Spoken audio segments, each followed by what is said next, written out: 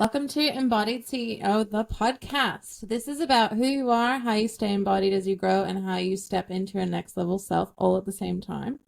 Because at its core, I believe that's what business is truly asking of us. And that's why my next guest is here to share as well as all of her juicy knowledge to help you grow and amplify your business. Today, my guest is the gorgeous Cassandra Emmerson.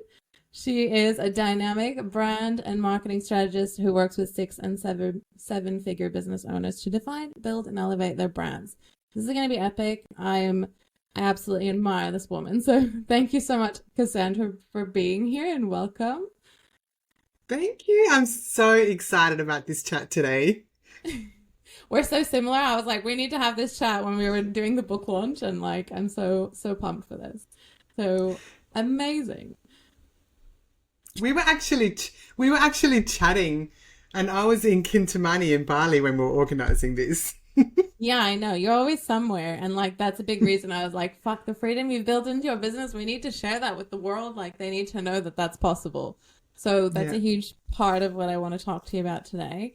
But I kind of want to do this blind kickoff and dive in. So just with what's one win and one challenge you're experiencing right now.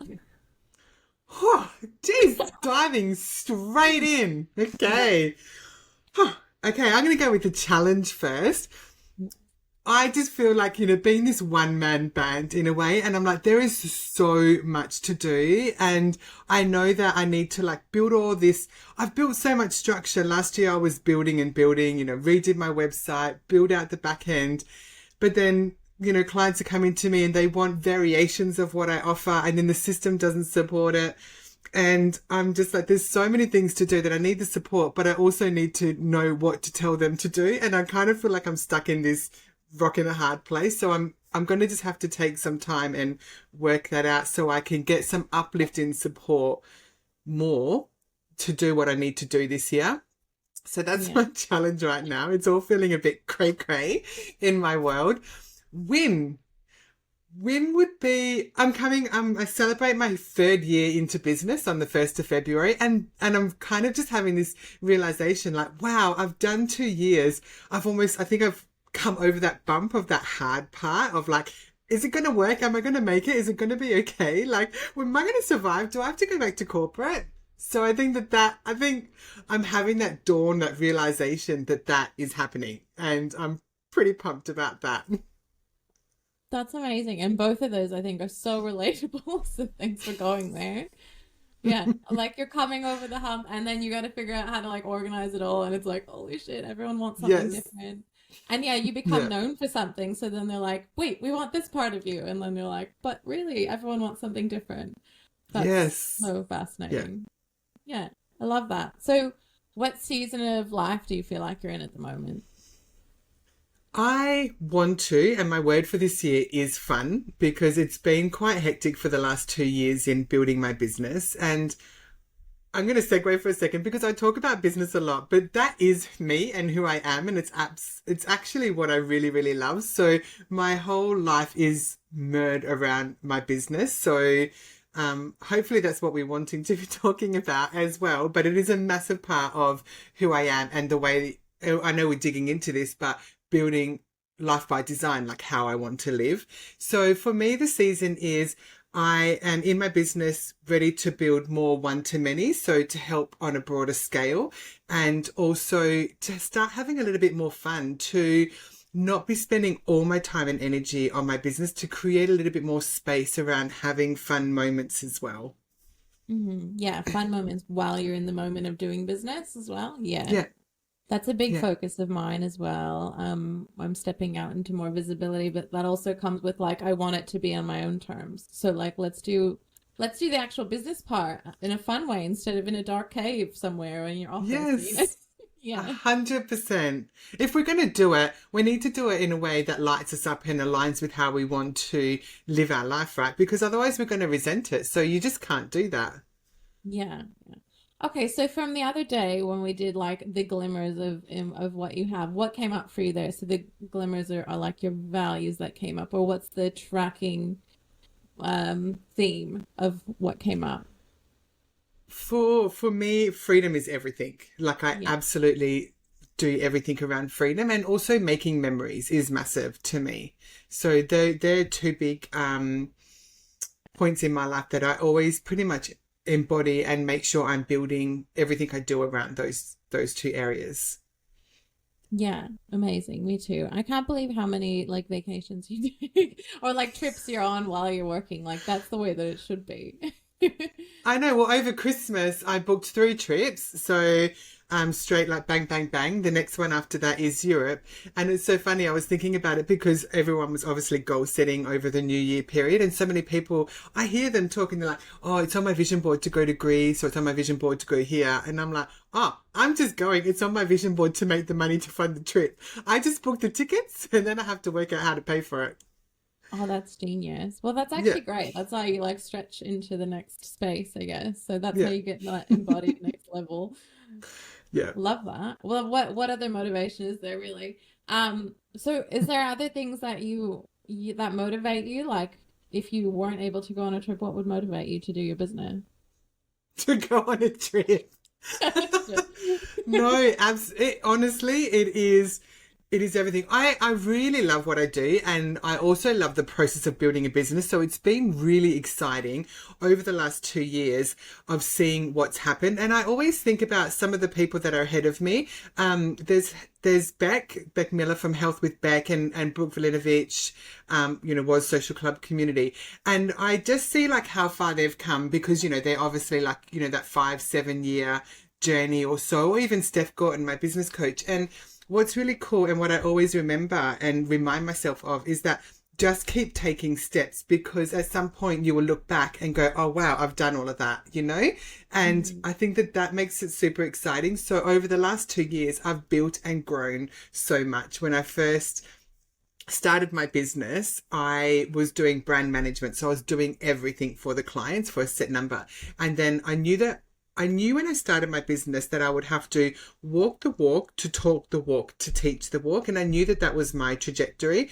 And ultimately, my goal has always been to do it on a one-to-many scale, to allow me to help more people while still maintaining the freedom and the lifestyle that I want to live. So the first year I did do brand management, so I walked the walk. Last year I did the talk the walk because I did consultancy. And this year is teach the walk. And I'm set up for doing that with, we were talking about my offerings before we jumped on. I'm set up to do that now. And that's what I'm building at the moment. And then I've got the next phase after that as well. And that just lights me up so much to build, because I can put all my creative ideas, and I've got no glass ceiling in corporate stopping me saying, no, you can't do that. Yeah, that was a big part of your journey, where it was like they kept stopping you from wanting to doing the thing that you wanted to do and reaching your capacity and your capabilities. Yeah, definitely. Yeah. Always. It's happened so many times. Like, you can do so much, but stop. Pardon? They'll be like, you can do so much, but no, that's enough. No, stop. No, you can't go any further, And I'm like, but why? We can do so much more. I can create more for you. But it was like me throwing all my passion, energy, time into building their empires, because I get so passionate about what I do. And then I want it. I'm like, I don't understand. I don't get that.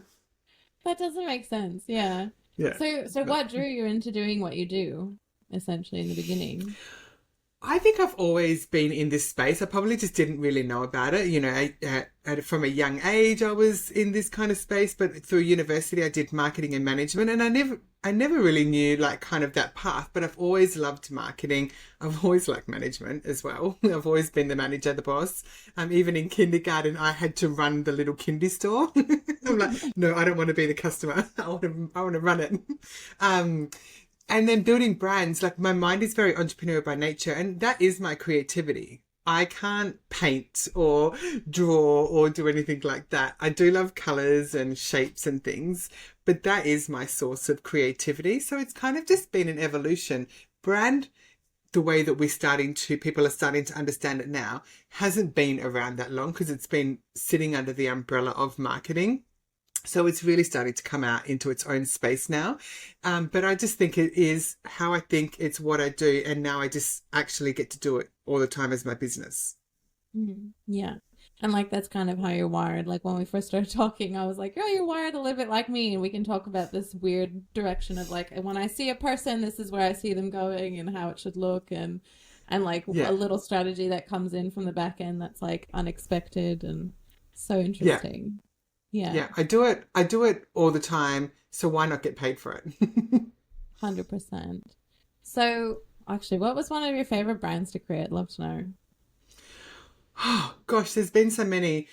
I love all of them that I get to create, but it's been really exciting because one of my most recent ones has been Belle Vidiglione, the photographer, and had such a cool concept, and it was so far from where she was, but it is so who she is, and it's been really exciting to see that roll out. I was the visionary, but now the designer is continuing to embody all of those brand assets that I came up with and elements for the brand and rolling them into visual design. And that's what people get to see. And it's also just so exciting to see how lit up the client gets when they get to see it come to life and that it feels so them. And then they get the community validating that as well and just how empowered it makes them feel. But all the brands that I get to work on are all unique identities and I love all of them. Yeah, I love that. So, what about that embodiment piece? What do you feel like? So, you're giving them something that feels like them right now, and then also feels like their next level as well. So, some space to grow into. Yeah, absolutely. Because you're building a brand around who they are. Like, I think with Belle, we spent a long time talking about what's the trajectory of her business before we even started digging into brand, because you really need to make sure that you're going to build a brand that's going to last going into the future and that can evolve with them. You don't want to be changing it again in 12 months time or 18 months time or 2 or 5 years. You want something that can evolve with the client. And the mistake a lot of people make is that they think that a brand is built around an offering, but it's not. The brand is the entity, and then the offerings can change.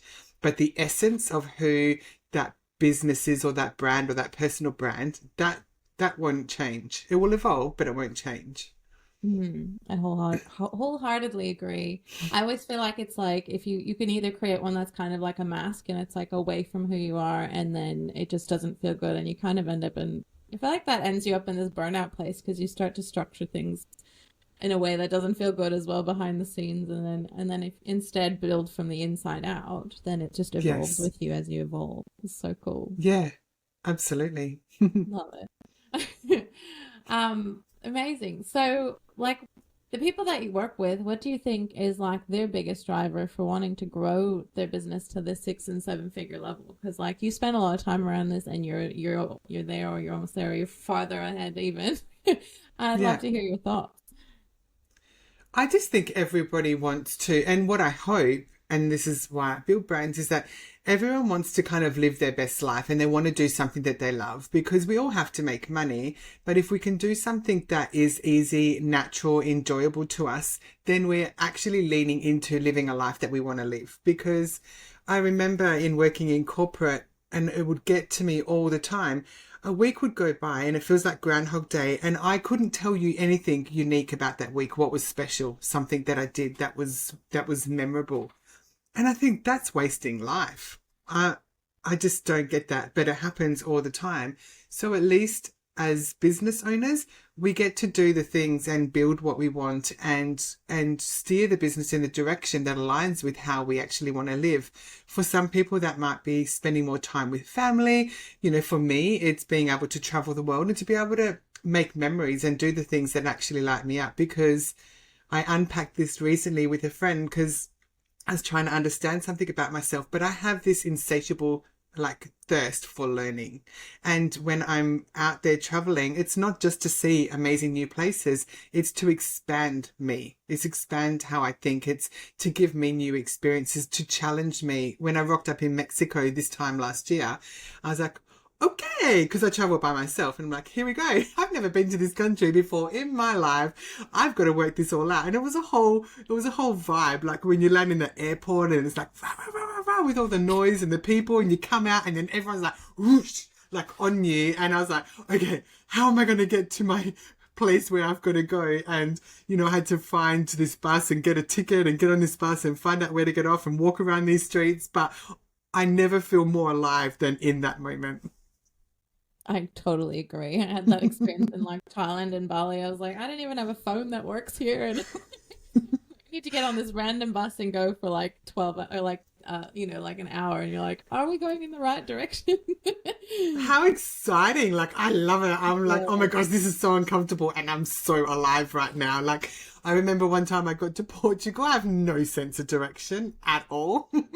And Portugal, as you know, so I was in Porto and it's all hills up and down. So I got into this, I think it was a tram at the time, and I just arrived and got into this tram and got off. And I think I started walking up the hill with my suitcase. And I got to a certain point and I'm like, I cannot find, this hostel is not that far away. This is in my hostel days. And then I had to walk down the hill and I'm like, are you kidding me? Like, I just walked up the hill with my suitcase and all I needed to do was walk down like, 2 meters Oh to no. find it. So that frustration, but then you also get a laugh about it and you're like, guys, you're so silly. You just have no sense of direction at all. One time I was walking around Belgium in the middle of the night and I was using maps, walking up and down these streets trying to get back to where I needed to go. And no matter what I did, I was always going the wrong way. And I'm like, how is this possible? And then I ended up getting on some bus and I got off and once again started walking the wrong way, and I somehow got someone that doesn't speak English to get me to go in the right direction to re-find my accommodation. And I rocked up at like 1:30 in the morning. Oh my God.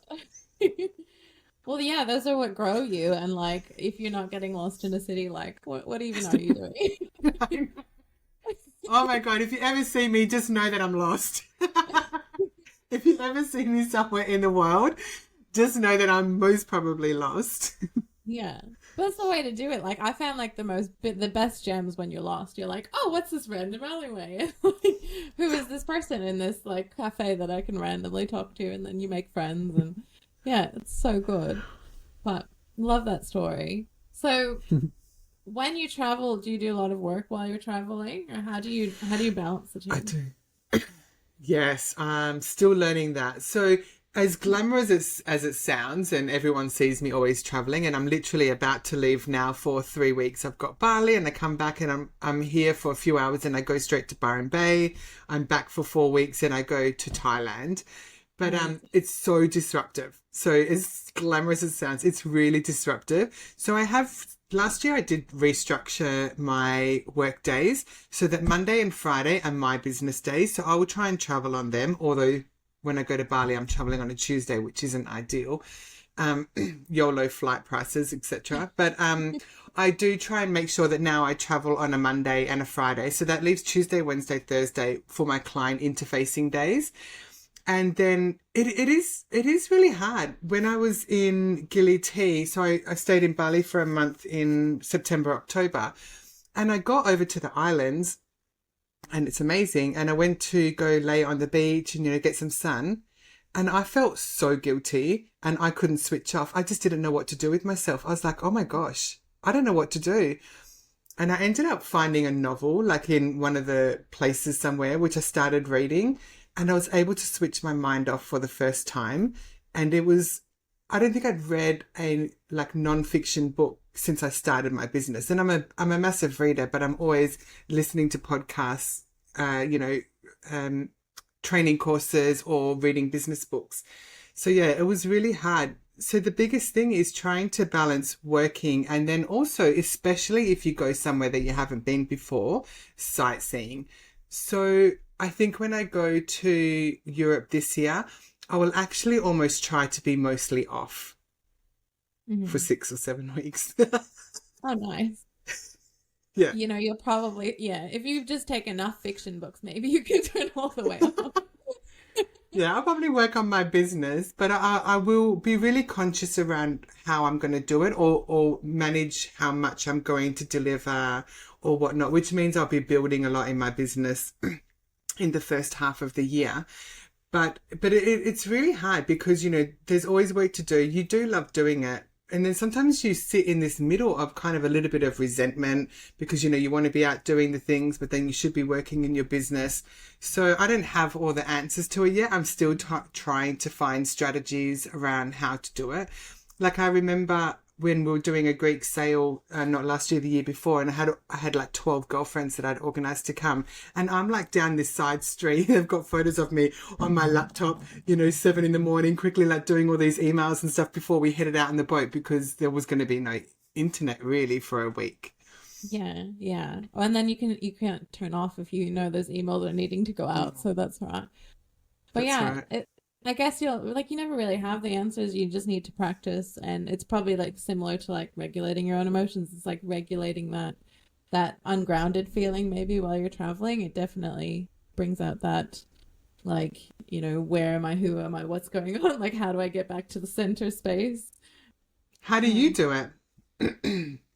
And honestly, it is disruptive. I actually started doing it last year more so, and like intentionally. But when I went to Bali, and I felt really ungrounded for the beginning of it, because I did it right after all this NLP inner work. And I was just like having an inner crisis. But I was also I actually went on that trip intentionally because this like old wound came up of like, I can't have freedom and stability at the same time. So like, Wow. your story resonates with me so much. It actually came up in like kinesiology. My body was telling me that, and I was like, that's so interesting. So when I went there, Wow. and then I had to find grounding, because it was like giving my body that answer of like, you can do both. And yeah, so this year I might be doing more of that, but I'm also focusing a lot on the business, and like feeling the fun in the business, and like letting it be what I want it to be, instead of controlling it and letting it be what other people, needed. Now I'm like, I love that. yeah. One of the biggest things that that came up last year is because I had done Mexico and Cook Islands, and I was in Bali 3 times, etc. I didn't get to go to Europe, and I always go to Europe for the European summer. It's Yeah. like, it's literally my soul. I think I'm was born there or something. And I chose not to go because I needed to work on the business and build some of the structure in the back end and things like that. And I'd already done a lot of traveling. I'd been away probably for months already, in the first half of the year.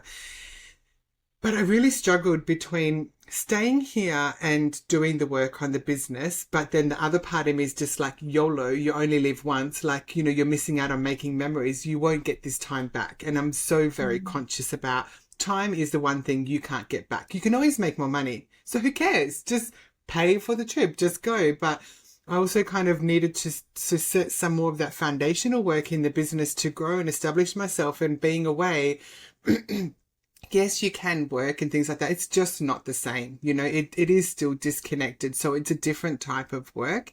And that was really hard. I can tell you, I am going to go to Europe this year, no matter what. But it was, that was a really big challenge to go, which one do you listen to? Do you listen to the YOLO, or do you do the grown up Cass thing and stay here, which I did do. And I hated myself every day for it, to build the business. Do you ever have that? Yeah, I had that also. I feel like what I found was maybe reframing the business part as like, that's a memory as well. I did business in Europe, and like those moments I kind of was able to bring myself back. I'm like, okay, I'm gonna do business in the pool and just give it like its own sense of fun and its own sense of memory. That was helping me, and it does help me if I go, outside of my office or something like that. Yeah. Yeah. It was a long winter. I'm not going to lie. I can only imagine. Where do you think you're meant to be, or like where in Europe feels the most at home for you? Italy. Was Italy? Oh, okay, interesting. And is your family from there? No? Yeah. Nope. Nope. Oh, okay, interesting. When are you going to Europe again? I'm going in August to Hungary to visit my Same. family. Oh, I'll be there in I will August. see you there. I definitely Yeah. plan to go elsewhere, but yeah, I just haven't been around family in ages, so I'm gonna go see my dad, and he's now living near a horse farm where I can go horseback riding. I'm like, memories, we're gone. Whereabouts is that? So it's Where are just you an hour going? outside of Budapest. So Oh, cool. yeah. So I'll spend some Nice. time in Budapest and then some time outside of it. It's gonna be great. Have you been to Budapest? I feel like you have. I have. I've been to most places in Europe. All through So my good. 30s, every year I was in Europe for like 6-10 weeks or whatever. I just every single amazing. until COVID happened, and then I was grounded, and my soul died through COVID. And then as soon as it opened up, I was like, see ya, I'm out. But yeah, this year I'm gonna do through Italy. So I'm going down to Puglia, and I'll go to Greece. I don't know which island yet, but I also want to go to Albania, and then I will go to Switzerland because I've got a really good friend there, and I want to just have a little bit of time with her in her house. And there's this river that people float home on Oh, in Zurich. So yeah. I need to do this experience. So I want to do the train where I get to come from Italy through Switzerland, and the one that has the clear rooftop, and see all the Alps. And then, I need to float down this river multiple times. That sounds amazing. That's so good.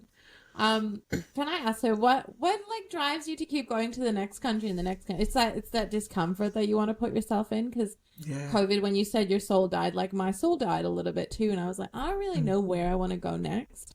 The only thing that maybe is drawing me is like Hawaii, and but I'm like, maybe it's also being in Australia so far away, whereas everything was like, so Europe was 8 hours away from Canada initially, Yeah. and I'm like getting used to this again. So, what pulls you to the next country other than like an Instagram reel or something? The water. I'm like, my friends, they laugh at me all the time, and I'll tell you a story about what happened, but I always look for nice places with all this amazing water, but I always want to try what's new. Like, what else can I see? I want to see everything. So Philippines is high on my list. I was hoping it was going to be this year, but the Success School retreat is in Thailand, and I've already got Byron Bay and Bali, and then I want to go to Europe, and then I've got to go back to Queensland. So I don't know if I can fit it in. But next year in January, I'm going to go to Zanzibar for my birthday. And yeah, so Philippines I will fit in somewhere, and I want to go to Sri Lanka as well.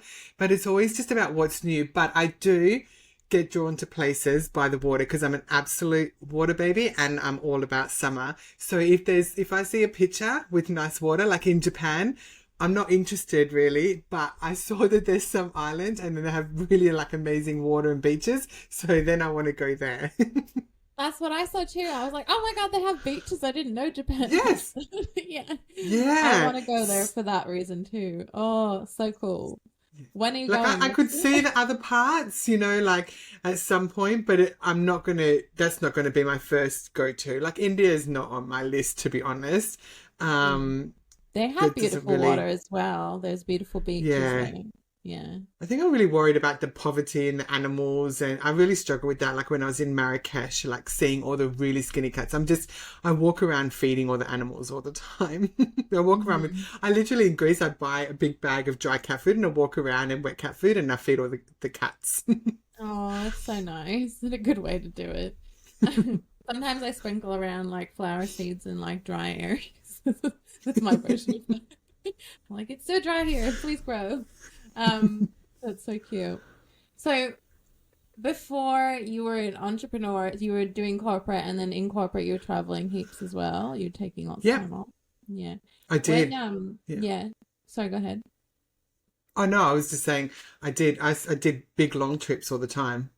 Yeah, how did Still. corporate feel about that? Most of the time they were like, well, I guess Australians not so bad. When I was in Canada, it was like if you took like more than a week off, then you were the devil because you let the team down and that kind of vibe. Did you get that when you were in Yeah, corporate? yeah. But I was like, sorry, I've gotta go. Gotta do this. Good I'd call. quit. I'd rather quit. So it's like lose me, and I'm really good at what I do, or let me go on the trip. So it's your choice. But Yeah. I've had some where on one of my jobs in Doff Subsea, I got to go and stay in Norway for a month and work. That was really cool. So that was amazing. And then because I did my first ever trip when I turned 31, and I remember saving up for it, and I was like, this is my rite of passage. Like I have to do this. It's a 6-week trip. I have to do it alone. And I organized it all. My manager at the time was really supportive. And then I've actually become just known for traveling. In my last role, fortunately, COVID happened for them because then I couldn't go anywhere because otherwise I would never have been there. Hmm. So they're lucky they came for that So they short time. always used to joke about it. They're like, oh, you can't go anywhere. Where's your passport? Like, haha. I'm like, don't you worry. When that border opens, I'm out. I'm going. I'm And then I quitting. quit and then I left. So Yeah. Oh, that's hilarious. So what when you were in corporate, like, so I'm always fascinated when people spend a long stint in corporate and then go into Yeah. business. And like, so when you were at the beginning of that and you were learning kind of the skills that actually helped you essentially run your business, what did that feel like? Did that feel awkward? Oh, Can you go back to that stage? yes. I will never forget it. Oh my gosh. So wild. Like a whole different world. It's a very different world, the world that we live in, of Instagram and all of those things. Of course, I'd had access to parts of it, but not in the way, and not in the way that I have had to since. So the learning skills when you are an entrepreneur and you're running your own business, it's just like this, like it just doesn't stop. Like it's one thing after another. You literally need to just learn day in, day out, and you still couldn't cover it all. So when I'd made the decision to leave my role in corporate, I was in Queensland at the time with mum, and I was walking along the beach listening to, I'd found a podcast and it was by Steph Gorton, and I was listening to that and I loved it. I loved the way that she was just so real and relatable and just matter of fact. And then I just started binging on that trip, everything. And I remember walking in, I'd spend hours listening to it. And I said to my mum, I'm going to join this business coaching, course.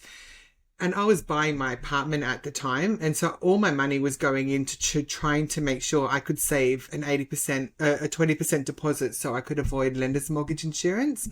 And, I'm single, so I don't have anyone else supporting me. But I was like, it doesn't matter. I have to do this because I knew that that was how I was going to get access to the world that's going to teach me some of these skills that I would need to know. Because, what is Calendly and a lead magnet and all of these sorts of things, all this system and structure that I would need?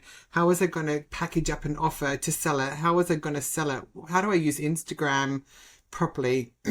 So I joined that 6 months before I even left my business to build out a lot of that structure and back end ready for when I did leave. So I finished up on the 31st of January. My business started on the 1st of February 2 years ago. And by the time I started, I was fully booked. I had made sure I had a 6-figure business. So I'd sorted it all out so that for 3 months, I also wouldn't have to stress and worry about money because I'm in my 40s. I'm not going to leave a super high paying corporate senior job to come in and be stressed out, because I wanted to travel and I wasn't willing to wait 3 or 4 years to build this business that would support me to do it. I'm like, no, I'm going to Europe this year and that's in August. So I have to make it happen. I love how you put the cart before the horse every time.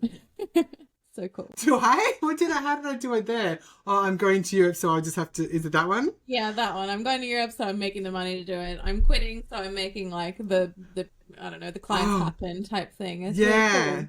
Yeah. Yeah. Yeah, I'm very much a kind of person that this is the end goal and then I will work backwards and work out everything I need to do, and then I put that plan in motion. So I go, this is where I want to be. Okay, well, now how am I going to get there? And then I'll just problem solve backwards.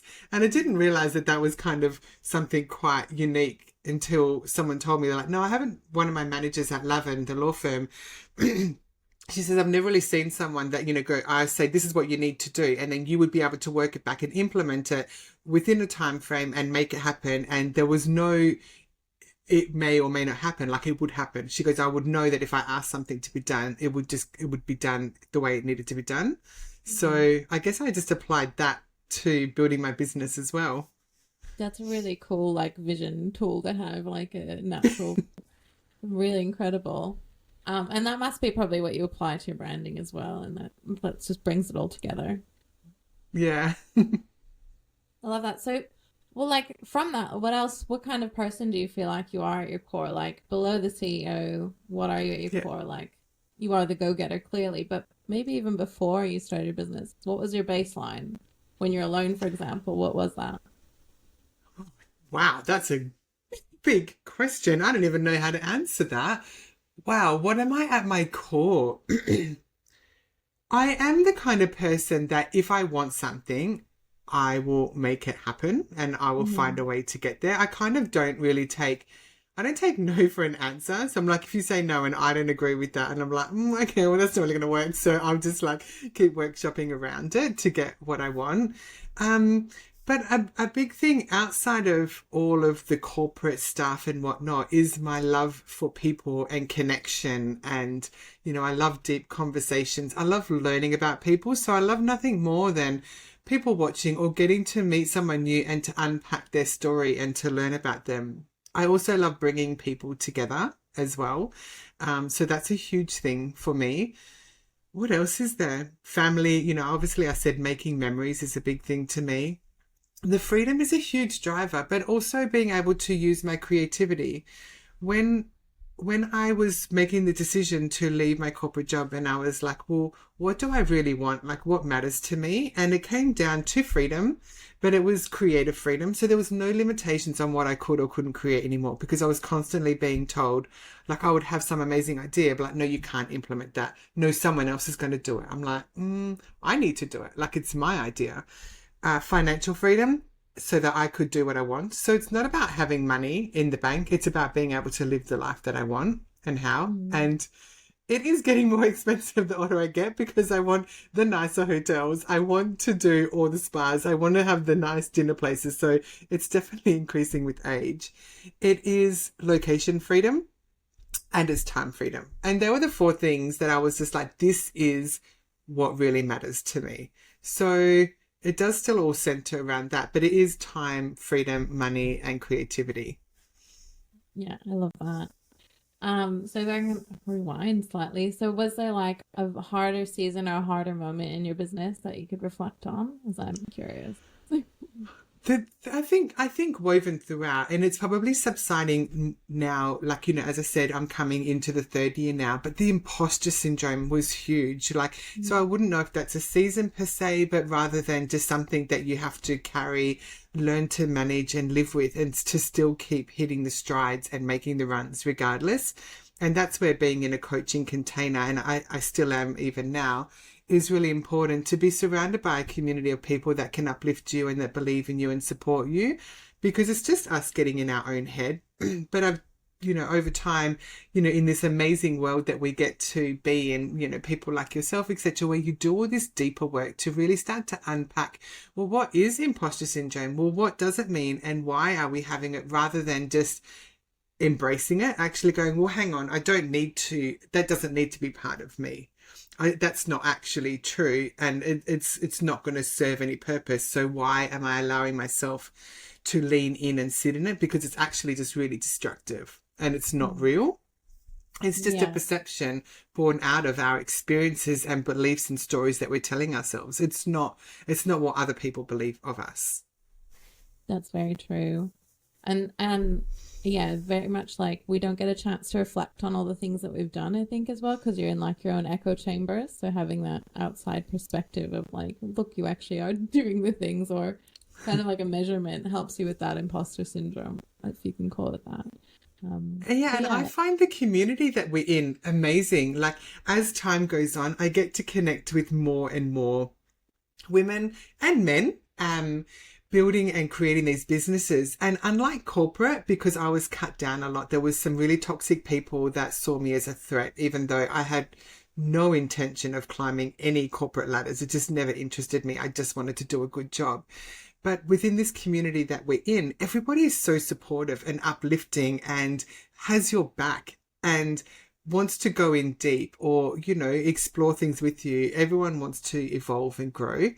And it's amazing. Like, if you get to be immersed in this world and you get to, all of these people that we are, we've got a lot of people in the same circle. We're all interconnected, and it's so beautiful. I really value that a lot. I do too. It's like undescribable. Like on Monday when we went to Mind School, and I was like, I knew like half the people here. I was like, that's never happened to me before. And it happens every time now. And it's not competition. It's so supportive and caring and loving and uplifting. And we're like, oh, we're all so excited because we all get to grow together, Yeah, it was huge for me to like accept that. I'm like, all these people actually just want you to win. I had similar ones where people were like, you can't grow, you can't win. Like, you're gonna be better than me. I'm gonna tear you down. And you come here and you're like, just immersed in love and go do your thing, go be free. Yeah. And that's, Beautiful. yeah, so while you have to work really hard in your business and, the grind doesn't stop, it's 24/7. It's just when you choose to have a break if you can. You also get to be part of something that is really spectacular. Everyone's quest for growth and expansion and learning more and being more and building something more, because we're all just people that decided, fuck it, I'm going to do it, and have done the thing and keep going. And that's amazing. Like when you think about that we are all the same. There's just a difference in what we chose to do. And we're building something that we've done everything we have done, all of those steps to make it happen. And that's phenomenal. How often do we sit back and go, wow, I created this? Very true. Yeah, you have to do that. I had this visual while you were talking of like all of us bailing off of like a main boat into like each of our own little safety boats, like floating boats, and then going to this new place of the entrepreneur island. The escape, the great escape. I love it when that's where your mind went. Well, it's just like everyone thinks so differently here. It's such a different like space. So yeah. Yeah. I love it. So oh gosh, there's so much to cover, but what do you resonate most with about my story, or what made you so excited to talk to me about what I'm doing or what I've done? Mainly about just how like you take off and you do it because like no questions asked is really interesting, and the people that you've got to work with, like get to deep dive into like who they are so that you can build their brand, which are all people I know now, and it's just so interesting to see like the branding coming to life as well and them embodying it. I've been loving watching that. And your story in your book is just powerful. Well, like you just like jumped off the ship, but like you had your own safety net. And it's amazing. And I love that you travel with your mum, because like mum, the whole thing is the thing for me. Yeah. I don't know. And I don't know, it feels like we resonate on the same level in certain ways when we met each other in person. That's just an intuitive thing though. When I was at Lavin, so in 2019, I finished up there. So in all my jobs, I've worked in corporate for like several years. I've never been one to jump and jump. I'm always like, let me really build this thing. I've always wanted to build, but I left Lavin at the time, similar kind of reasons. But then I was like, I started my business. And so then I was kind of just going to do more like business and virtual assistant, or not just like business, like marketing support services. And my mum still has this letter about how I said, I'm jumping out of the plane and I'm building the parachute on the way down, because I just left. I had no backup. I had to get a job because when all that happened, we had just come back from Hawaii, I believe, or a sail. I think it was a sail. We'd done the Pacific Islands. And it was crazy. And I left that job without a job. And that's when I ended up working part-time in my previous corporate role that I just finished from 2 years ago. And they ended up then asking me after about 8 months to take on the management and run the brand. But I was building back then, but it was in a different way. And I didn't have any support back then. I was doing it on my own. So it was such a big difference to see what it was like to start a business back then without really having anything or any of those systems and structures to implement, and what it was like when I did it just 2 years ago with that 6 or 8 month runway before I jumped out, and I was fully booked from the get-go. So it was a really cool experience. But along the way, it's always been the journey that I've been on. I've had a personal training business for 2 years and I ran that, and I did styling business, and I've always had lots of ideas about businesses that I could create. But the one thing holding me back was always me. And that sometimes still comes up from time to time, but it's just like sitting in that realization that, well, Cass, it's you holding yourself back. No one else is thinking that. So you're the one stopping yourself from progressing. So it's up to you to decide what to do, if you're going to move forward or if you're going to go back. I don't know if any of that's relevant, but I just wanted to share that it wasn't just this time now that I started, but I'd done it before and I'd done it before and I'd done it before. And I guess all of that in hindsight, just sitting here talking with you now, was getting me ready in a way, wasn't it, for this time when it happened for real. And it's so cool to know that I don't have to go back and get another corporate job anymore. And that's the biggest celebration. That's a huge win. That is a huge win. Is like you actually can't go back because it feels soul sucking. But those other businesses, they were on the side of like corporate as well, or you stepped out and stepped back into corporate. Oh, okay.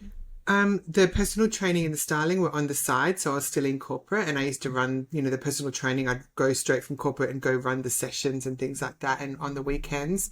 But the when I left Lavin and started, I didn't have anything. I ended up getting a job after I'd left, just a part-time one to support me. But then it got to a point where I couldn't run all the development projects that I was doing and build a business. It was too hard. I just didn't have the bandwidth for it all. Yeah. And then COVID happened. So fortunately, I had the security of that job through COVID. Yeah. I feel like I always supported, right? Like the moments come at the right time. Like you had that job because I'm so looked after. You have no idea. Yeah. I really think I'm really looked after. Yeah, without a doubt. I'm always thankful for that. Yeah. Have you had to lean into that? Was there like points where, I guess those constriction points in your growth, you always go like, I have to lean into like knowing that I am safe and secure because of the universe. Yeah. I don't think I do it consciously though, to be honest. I don't think I'm conscious of it. It's probably more of a reflection afterwards that I go, oh, wow, I was looked after there. Oh, I was supported through here. Oh, wow, this is, because all last year, I don't know how, but I didn't market my business. I wasn't out there selling anything. I wasn't pushing any offers. I didn't do any Instagram ads. I did a few emails here and there. It wasn't like a regular email marketing system. But I always was fully booked and I always hit my revenue goals. And I'm just like, wow. Like sometimes I'm like, wow, I get to the end of the month and I'm like, oh, cool.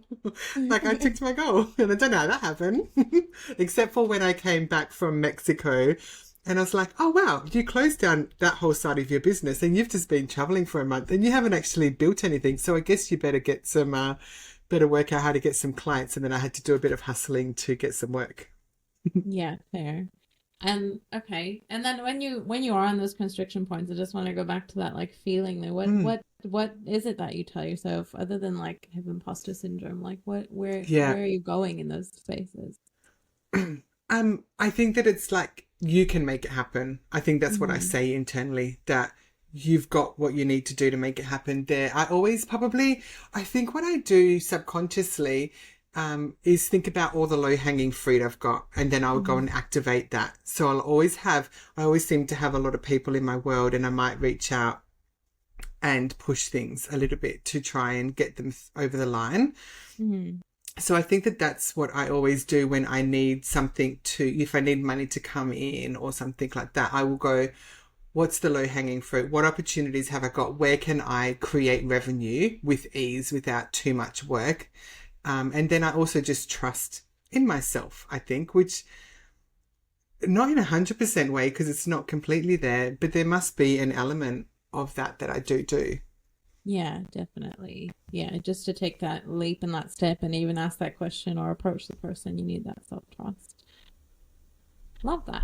I'd love to go to a little bit about what you do and just love your thoughts on like branding, but for a little bit like a deeper perspective. Like how can business owners create that emotional connection with their audience like nowadays? Because there's so much noise. Yeah, there is.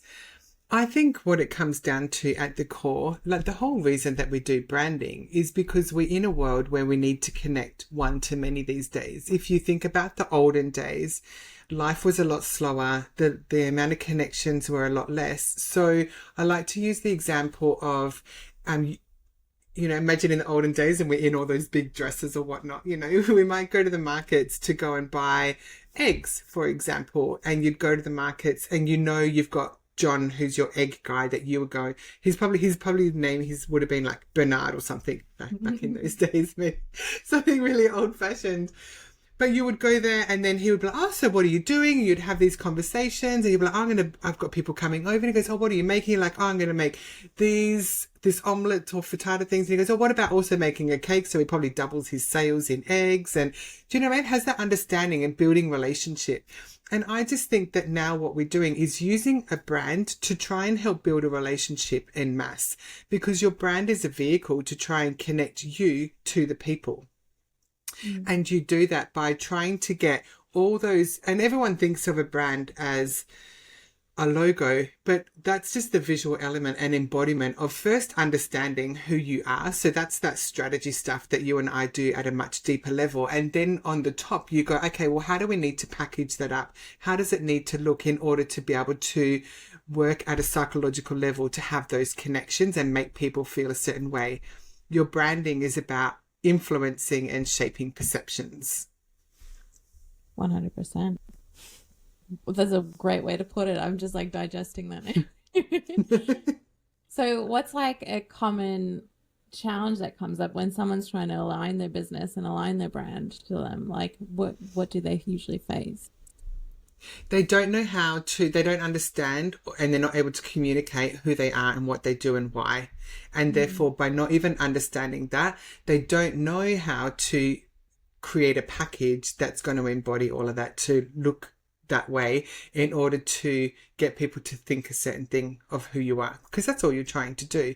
You're trying to fast track know, like, and trust in who you are, so that people can, and you're also trying to tap into people's mind at a subconscious level. Like, you're trying to create space in their mind by creating something that aligns with their values, that is impressionable to them, so that when the time comes that they need whatever it is that you offer, that they will come to you.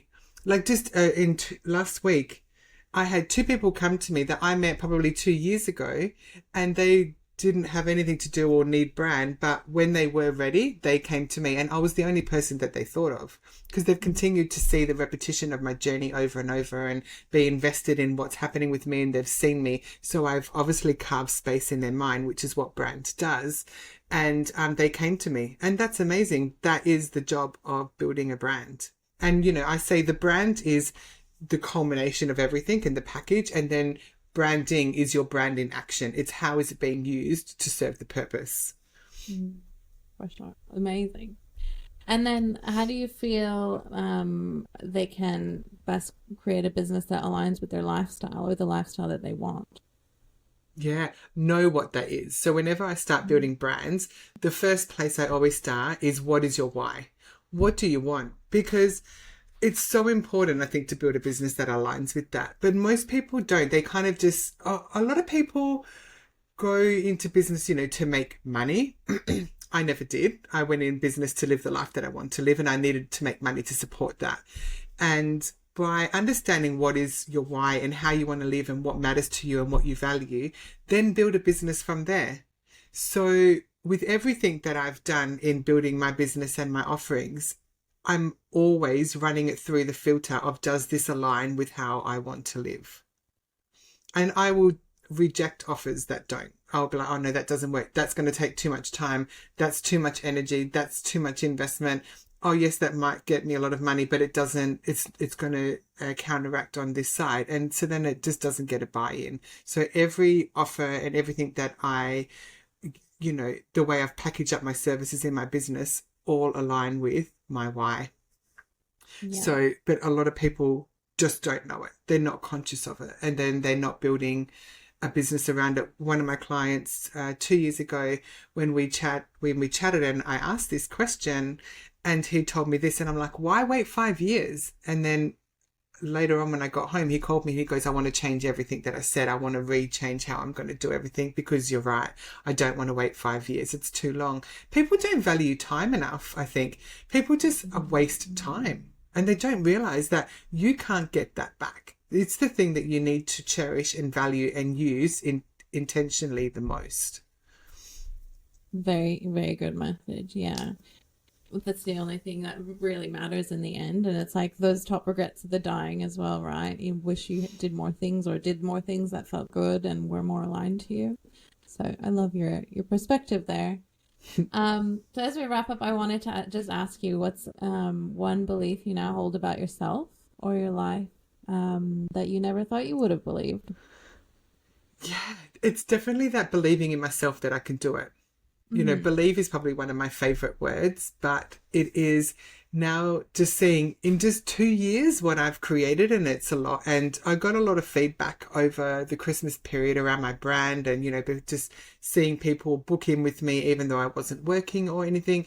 So just going, I built that, and that you can do it. And if you just believe in yourself, whatever you want, if you want it enough, you can make it possible. And I mean, I haven't even achieved anything amazing. Do you know what I mean? But it's amazing for me because I've done what I wanted to do. And I think that that's what's important, keeping it within the perspective of you and not comparing it to everyone else. Yeah, that's the message, isn't it? Yeah. If you didn't, you need to really lean into what you want and what success looks like to you, and just follow that Yeah. instead of this imaginary number that someone else has given you. And it's really hard to stay true to that because obviously we are all watching what everybody else is doing and we're hearing about success, and everyone is so big about talking about how much they bring in or what they've achieved financially. And, at the end of last year, I was having big questions around all of that, but I went, you know what? What matters to me is what does success mean to me? And success means to me that in the first year of my business that I traveled 4 months. In the second year of my business, I traveled over 4 months. In the third year of my business, I will be traveling at least the same, if not more, that I'm saying yes to doing all the things that I want to do. And I am building that way, and I'm building something that I really love. I don't hate it.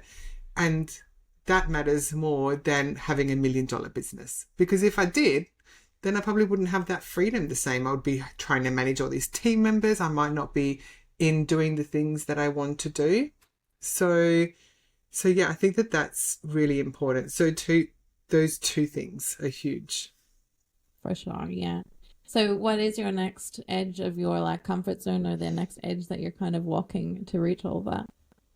Yeah, so this year is about having a bigger impact, because one of my biggest whys, besides my personal why, is my business why, is to make brand strategy accessible to more and all business owners. I think that business owners don't understand how to build a brand. So if I can help them by giving them a slice of me to tap into my mind and help them build their brands so that business feels easier for them, then that just lights me up. So that's where this year is my talk. What is it? I walk the walk, talk the walk, teach the walk, by doing the one-to-many. So I've got 2 different offers that I am building, and my first workshop is in next month. So that's really exciting, but it's going to be pushing me out of my comfort zone. I'm going to have my mind on 10 businesses all at once. So that's going to be huge. I know that I could do it, but I know that it's going to grow me. But I won't know what it's like until I'm in it. Yeah, you won't know. That day will be amazing though. You'll leave that day being like, holy shit, I did it. Yeah, exactly. But I can't really prepare myself for it, other than having my minds on the brands before we already walk in the door to be across it. But I just go, okay, just have to trust that, Cass, you can do this, and this is what is going to happen. And probably also that, and this will be hard for me to accept, that if I fail somehow, that's okay too. And that's going to actually be, if I have to do that in some way, that will be my biggest teacher. That will be the biggest thing out of my comfort zone, because I don't like to fail at all. I was a swimmer when I was younger, and I would throw away the silver medal if I ever got one, which didn't ever really happen. I'd only want gold, so I have to win. So I think that the biggest learning would be, and touch wood, nothing like that happens, but it would be in that it's going to be uncomfortable, that it's going to be hard. I might not be perfect, and that's Yeah. okay. Well, that is the most teachable moment. But yeah, I just think everyone's kind of embracing the cringe and embracing the discomfort this year. So I'm really excited to see where you go with that. It's going to be awesome. Same. I love it. So where can people connect with you and learn more about your work and book your services? Yeah. So on Instagram at Emmersyn with a YN _ brand strategy, or on my website, emmersyn.com.au. Everything is all set out there. But I love a chat. So slide into my DMs, ask me any questions if you've listened to our chat today. I always love to connect. Amazing. Thank you for sharing like all of you. That felt really like deep, and then we really know who you are now. And yeah, I think a lot of my listeners will resonate with like what you've done, what you want to do, and how you've done it. So thanks for sharing all the tidbits and depth of you, and being an incredible embodied CEO and giving us things to strive to. Thank you. Thank you so much for having me. It was a really good chat. Thank you so much for listening. I do hope you enjoyed that. We are exploring our comfort zones and our edges with every episode, every guest, and every episode I do by myself. If you have enjoyed this, please follow us on Spotify, leave a 5-star review or a review on Apple Podcasts. It would mean the world to us. We get to grow and have more informative guests and more provocative guests if that's what you want. I am so down to see where this grows. In the meantime, follow me on Instagram at amanda.petra __, and I would love to chat with you in the DMs. What hit home, what didn't, what came to mind. It would be really cool. So I will see you there, and thank you so much. See you in the next episode. Although our podcast presenters and all guests strive to deliver accurate information, they cannot address your unique circumstances comprehensively. Therefore, the content shared by any speaker on this platform is not personalized advice for individuals and should not substitute professional medical or health guidance. It is crucial to consult a qualified medical professional or for personalized advice. Additionally, always seek guidance from a healthcare provider before making decisions regarding your health or that of your family. Furthermore, it's essential to recognize that what works for one person may not work for another, emphasizing individual responsibility for health decisions.